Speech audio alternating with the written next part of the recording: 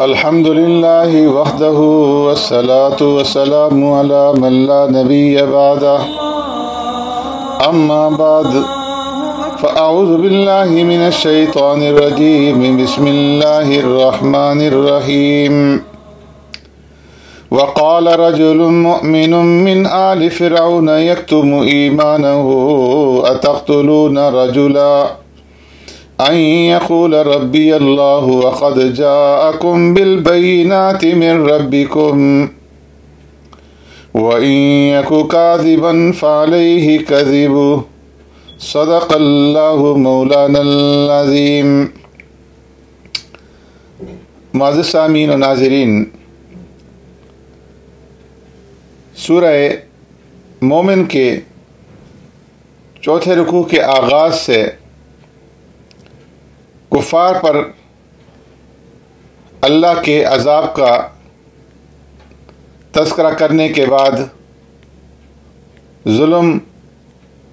اور سرکشی کے مشہور کردار فرعون کا قصہ حضرت موسیٰ علیہ السلام کے ساتھ جو پیش آیا تھا، یہ حقیقت سمجھانے کے لیے بیان کیا جا رہا ہے کہ ظالموں اور متکبروں کا انجام کبھی بھی اچھا نہیں ہوتا. حضرت موسیٰ علیہ السلام کا قصہ تو کئی صورتوں میں آیا ہے، مگر اس صورت کے اندر سورہ غافر میں اس قصے کے ضمن میں ایک بندہ مومن کا خاص طور پر تذکرہ کیا گیا ہے. یہ بندہ مومن آل فرعون میں سے تھا اور یہ چھپ کر کے ایمان لایا تھا اور اس نے اپنا ایمان ظاہر نہیں کیا تھا. اسی بندہ مومن کی رجل مؤمن سے اس سورت کا نام سورہ مومن بھی ہے. یہ شخص خفیہ طور پر ایمان قبول کر چکا تھا. جب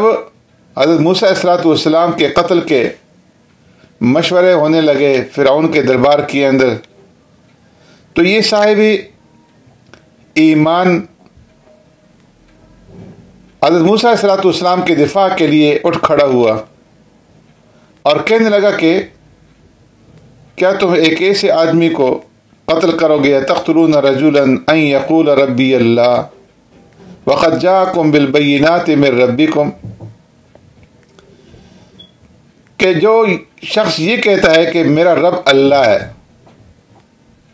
تم ایسے شخص کا خون صرف اس لیے بہانا چاہتے ہو کہ وہ کہتا ہے کہ میرا رب اللہ ہے،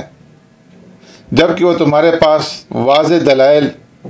اور روشن معجزات بھی لے کر کے آیا ہے. لیکن فرعون اپنی بات کے اوپر اڑا رہا اور اس نے واضح الفاظ میں کہہ دیا کہ صرف میری رائے درست ہے اور میرا جو سوچا سمجھا فیصلہ ہے وہ یہی ہے کہ موسیٰ کو قتل کر دیا جائے، اور اس سے کم درجے کی کوئی بات بھی مجھے قابل قبول نہیں ہے. آج بھی اگر ہم اپنے ارد گرد کے حالات کا جائزہ لیتے ہیں تو اس نتیجے پر پہنچیں گے کہ آج کے جو ڈکٹیٹر ہیں ان کا مزاج بھی وہی ہے جو کل کے ڈکٹیٹروں کا تھا. وہ اپنے منہ سے نکلی ہوئی ہر بات کو حرف آخر سمجھتے ہیں. پوری انسانیت ایسے ہی ڈکٹیٹروں کے نرغے میں ہے، اور خود امت مسلمہ کی گردنوں پر بھی ایسے خود سر اور متکبر لوگ جو ہے وہ مسلط ہیں، جو اپنے آپ کو عقل کل سمجھتے ہیں اور اپنے مقابلے میں کسی بڑے سے بڑے عالم کی رائے کو بھی خاطر میں نہیں لاتے، بلکہ پوری کی پوری جو پارلیمنٹ ہے اس کی رائے کو بھی کوئی ترجیح اور اہمیت نہیں دیتے. رجل مومن کی تقریر اس قدر فرمایا کہ مؤثر تھی کہ فرعون کو خطرہ لاحق ہو گیا کہ میرے درباری اس کی دل سے نکلی ہوئی باتوں سے کہیں متاثر نہ ہو جائیں. تو اس نے پہلے تو اپنا قطعی فیصلہ سنا دیا کہ اب موسیٰ اور ہارون علیہ السلام دونوں کا وجود برداشت نہیں کیا جائے گا۔ پھر بندہ مومن کی تقریر کو مذاق ہی مذاق میں اڑانے کے لیے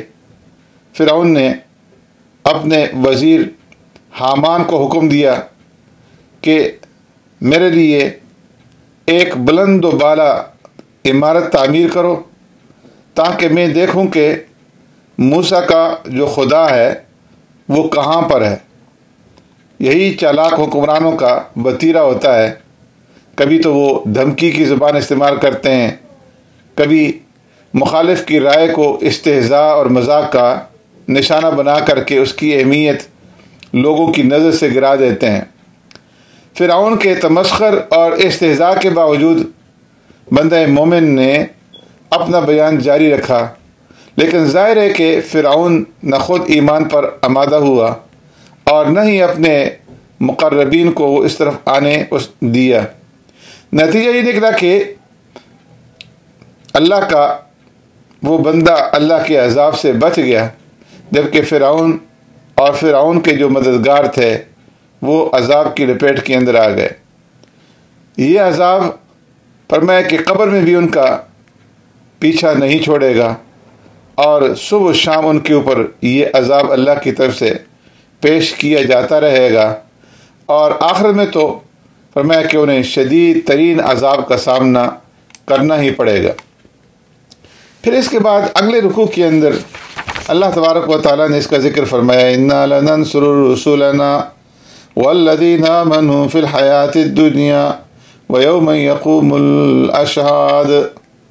کہ اللہ تعالیٰ نے ہمیشہ اپنے رسولوں کی مدد فرمائی ہے اور ایمان والوں کے لیے ان کی مدد کا وعدہ ہے، بشرطے کہ ایمان کا دعویٰ کرنے کے بعد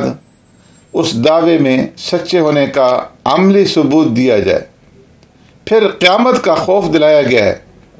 اور کہا گیا ہے کہ اس دن نافرمانوں کا کوئی عذر جو ہے وہ قابل قبول نہیں ہوگا۔ پھر اس کے بعد حضرت موسیٰ علیہ السلام کی دعوت حق کا تذکرہ کرتے ہوئے یہ بتایا گیا ہے کہ بنی اسرائیل پر اللہ نے انعام فرمایا، اور اس مجمل تذکرہ سے مسلمانوں کو یہ سبق دیا گیا ہے کہ کہیں تم بھی بنی اسرائیل کی طرح سے نہ ہو جانا کہ اللہ کے انعامات کے بعد نافرمانیاں کرنے لگو اور پھر انہی کی طرح راندہ درگاہ بن جاؤ۔ اس کے بعد آقا نامدار سرور کائنات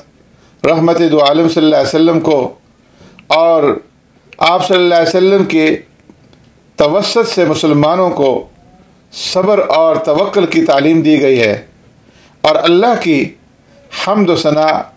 کرتے رہنے کی ہدایت دی گئی ہے، اور پھر تعلیم دی گئی ہے کہ شیطانی خیالات سے خدا کی پناہ طلب کرتے رہنا چاہیے، اور ہمیشہ اللہ رب العزت کی بارگاہ کے اندر دعا گو جو ہے رہنا چاہیے انسان کو۔ فرعون جیسے ناشکروں، متکبروں اور ظالموں کا عبرت آموز تذکرہ کرنے کے بعد اللہ تبارک و تعالی یہاں پر پھر اپنی چند نعمتوں کا تذکرہ فرماتے ہیں کہ اللہ تبارک و تعالی نے سکون کے لیے اللہ الذی جعل لکم اللیل لتسکنوا فیہ والنہار مبصرا، اللہ نے سکون کے لیے رات کو اور دیکھنے اور معاش کے لیے دن کو بنایا ہے، زمین سکون اور قرار کے لیے، اور آسمان کو اللہ تبارک و تعالی نے چھت بنایا ہے، اور پھر حسین صورتوں سے اللہ تبارک و تعالی نے انسانوں کو نوازا ہے، اور رزق کے طور پر انہیں پاکیزہ چیزیں عطا فرمائی ہیں۔ فرمائی یہ سب اس کی نعمتیں ہیں، لیکن انسان ان نعمتوں کا شکر ادا نہیں کرتا۔ جن مقاصد کے لیے اللہ تبارک و تعالی نے یہ نعمتیں عطا کی ہیں، انہی ان مقاصد کے لیے استعمال نہیں کرتا یہ انسان، اور نہ ہی ان نعمتوں کے اندر غور اور فکر کر کے اپنے رب، اپنے خالق اور اپنے مالک کو پہچاننے کی کوشش کرتا ہے۔ فرمایا اگر انسان خارجی کائنات پر غور و فکر کرنے کے بجائے خود اپنے وجود کے اندر اور اپنی تخلیق کے اندر غور و فکر کر لیں تو اس سے بھی یہ انسان اپنے رب کو،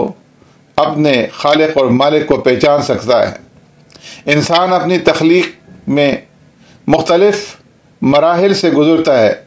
والذی خلقکم من تراب ثم من نطفۃ ثم من علقۃ ثم یخرجکم طفلا ثم لتبلغوا اشدکم ثم لتکونوا شیوخا ومنکم من یتوفی من قبل ولتبلغوا اجلا مسمی ولعلکم تعقلون، کہ انسان اپنی تخلیق کے اندر ان مختلف مراحل سے گزرتا ہے، اور ان تمام مراحل میں سے ہر مرحلہ ہی بڑا عجیب اور حیران کن ہے کہ بے جان مٹی سے اس انسان کی ابتدا ہوتی ہے، اور پھر نطفہ، اور پھر جمع ہوا خون، اور پھر گوشت کی بوٹی کی صورت کے اندر یہ ڈھلتا ہے، پھر ہڈیاں، اور پھر ڈھانچہ بنتا ہے، اور اس کے اندر روح پھونکی جاتی ہے، جان آتی ہے، اسے عقل اور سمع اور بصر اور ان تمام نعمتوں سے نوازنے کے ساتھ ساتھ انسان کے پورے جسم میں ہزاروں میل لمبی پھیلی ہوئی رگوں کا جال، اور پھر اس کے اندر خون کی گردش، دل کی حرکت، اور پھر اس کے بدن کے اندر 360 جوڑ۔ تو یہ ساری کی ساری چیزیں اللہ رب العزت نے اس انسان کے اندر پیدا فرمائی، اور پھر جب یہ انسان ماں کے پیٹ سے دنیا کے اندر آتا ہے تو انتہائی کمزور ہوتا ہے، عاجز ہوتا ہے، اس کے اندر طاقت نہیں ہوتی، گفتار کے اوپر قادر نہیں ہوتا، کسی چیز کی تمیز نہیں ہوتی، کسی چیز کا اسے جو ہے ادراک نہیں ہوتا، اور پھر اللہ تبارک و تعالیٰ اسے عقل اور فہم اور قوت اور ادراک عطا فرماتا ہے۔ بچپن کے بعد جوانی کے حدود کے اندر یہ انسان قدم رکھتا ہے، اور اس کے اندر قوت اور طاقت آتی ہے، پھر اس کے بعد بڑھاپے کی طرف یہ انسان منتقل ہو جاتا ہے، ثم لتکونوا شیوخا، اور بڑھاپے میں جب یہ انسان قدم رکھتا ہے تو اس کے اندر ضعف آ جاتا ہے، اور انسان ویسے ہی ہو جاتا ہے جیسے کہ بچپن میں تھا، نظر کمزور اور عقل میں خلل، اعضاء کے اندر ضعف اور حواس میں تعطل، اور چلنے پھرنے اٹھنے بیٹھنے سے عاجز آ جاتا ہے، یہاں تک کہ اس کے اوپر وَلِتَبْلُغُوا أَجَلًا مُّسَمًّى، یہ جو اللہ تبارک و تعالیٰ نے اس کو زندگی اس کے لیے مقرر کر رکھی تھی وہ زندگی پوری ہو جاتی ہے اور موت آ جاتی ہے۔ موت بھی اس کی تخلیق کے مراحل میں سے فرمایا کہ یہ ایک مرحلہ ہے، اور موت کے بعد دوبارہ زندگی دی جاتی ہے تاکہ اس کی تخلیق کے بقیہ مراحل کی بھی تکمیل ہو جائے۔ فرمایا ایک طرف انسانی زندگی کا یہ عجوبہ کاریاں اور قدرت الہی کی زندہ نشانیاں ہیں، تو دوسری طرف آیات الہیہ میں جھگڑا کرنے والوں کا انکار اور اعراض، جو یہ بھول ہی جاتے ہیں کہ ہم مٹی سے اور نطفہ سے پیدا ہوئے، اور بڑھاپے اور موت تک کن کن مراحل سے گزرتے رہے۔ کون ہے جو ان سارے مراحل کی نگرانی کرتا ہے؟ اسی لیے انسان کی تخلیق کا ذکر کرنے کے بعد ارشاد ہوتا ہے کہ کیا آپ نے ان لوگوں کو نہیں دیکھا کہ جو اللہ تبارک و تعالیٰ کی آیات کے اندر جو ہے وہ جھگڑا کرتے ہیں، یہ کہاں پھرے جا رہے ہیں، انا یصرفون، یہ انسان کہاں پھرے جا رہے ہیں۔ اس کے بعد اللہ تبارک و تعالیٰ نے اس بات کا ذکر فرمایا ہے کہ الم تر الی الذین یجادلون فی آیات اللہ،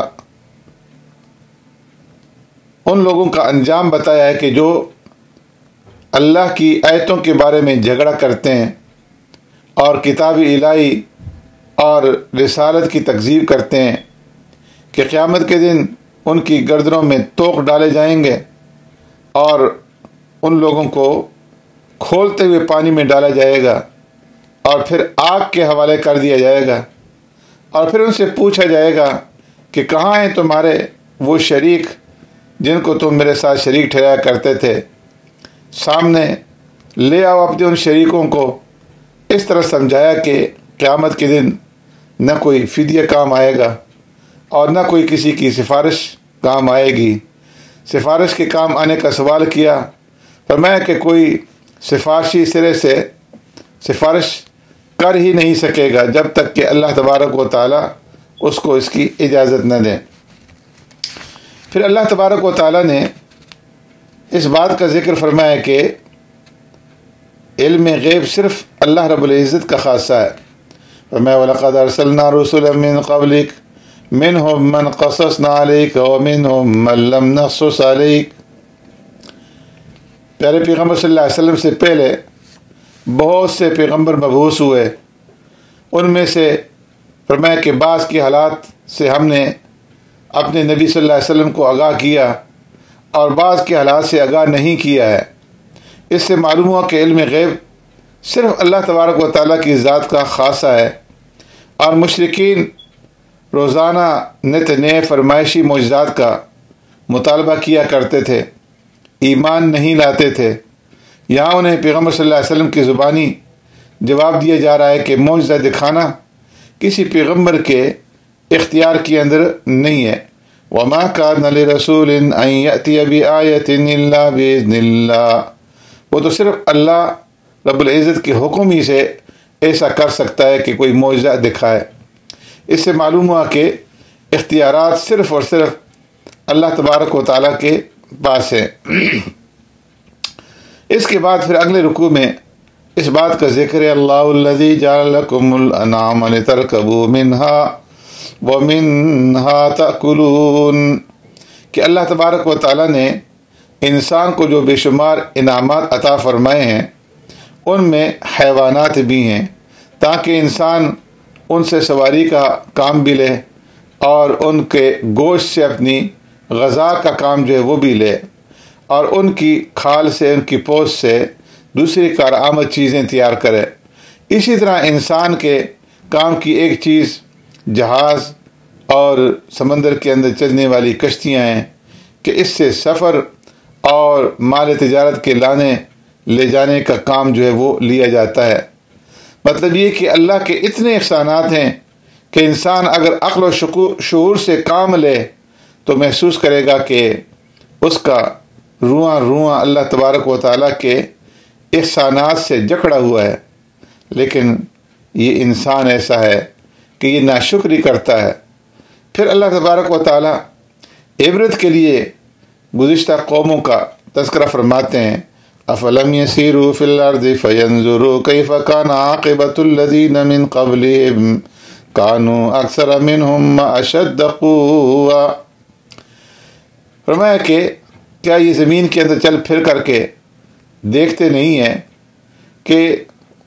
جو ان سے پہلے لوگ گزرے ہیں وہ تہذیب کے اندر، تمدن کے اندر، قوت کے اندر اور حکومت کے اندر ان سے کہیں زیادہ بڑھ چڑھ کر کے تھے، لیکن جب اللہ تبارک و تعالیٰ کا عذاب آیا تو وہ ہلاک ہو کر کے رہے اور ان میں سے کوئی نہیں بچا۔ تو اسی طریقے سے جو قرآن کی مخالفت کرنے والے ہیں یہ کس طرح اللہ کے عذاب سے بچ سکتے ہیں؟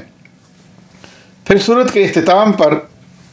پہلے پیارے پیغمبر صلی اللہ علیہ وسلم کو صبر کی تلقین فرمائی گئی ہے، اور اس کے بعد جھٹلانے والوں کو زمین پر چل پھر کر کے ہلاک شدہ اقوام کا انجام اور ان کی آثار دیکھنے کی تلقین فرمائی گئی ہے۔ ان اقوام کو بھی اپنے ظاہری قوت اور مادی وسائل پر بڑا ناز تھا، فرمایا کہ انہوں نے انبیاء کے معجزات اور صداقت کی واضح نشانیوں کو دیکھنے کے باوجود انہیں جھٹلایا، اور پھر جب اللہ تبارک و تعالیٰ کا عذاب انہوں نے اپنی سر کی آنکھوں سے دیکھ لیا تو اس وقت پھر جو ہے وہ توحید کا اقرار اور بت پرستی سے اظہار کرنے لگے۔ فرمایا فَلَمَّا رَأَوْا بَأْسَنَا قَالُوا آمَنَّا بِاللَّهِ وَحْدَهُ وَكَفَرْنَا بِمَا كُنَّا بِهِ مُشْرِكِينَ۔ جب عذاب کو دیکھ لیا تو اللہ کی وحدانیت کا اقرار کیا اور بت پرستی سے بیزاری کا اظہار کیا، لیکن فرمایا کہ فَلَمْ يَكُ يَنْفَعُهُمْ إِيمَانُهُمْ لَمَّا رَأَوْا بَأْسَنَا، کہ جب ہمارا عذاب دیکھ لیا تو پھر اس وقت جو ہے ایمان لانا یہ ان کے لیے کوئی نافع مند ثابت نہ ہوا۔ اور اللہ تبارک و تعالیٰ کا دستور یہ ہے کہ متکبروں اور سرکشوں کو وہ عذاب کا مشاہدہ کر لینے کے بعد ان کا ایمان جو ہے وہ قبول نہیں فرماتا۔ سبحانک اللہم و بحمدک نشہد ان لا الہ الا انت نستغفرک و نتوب الیک۔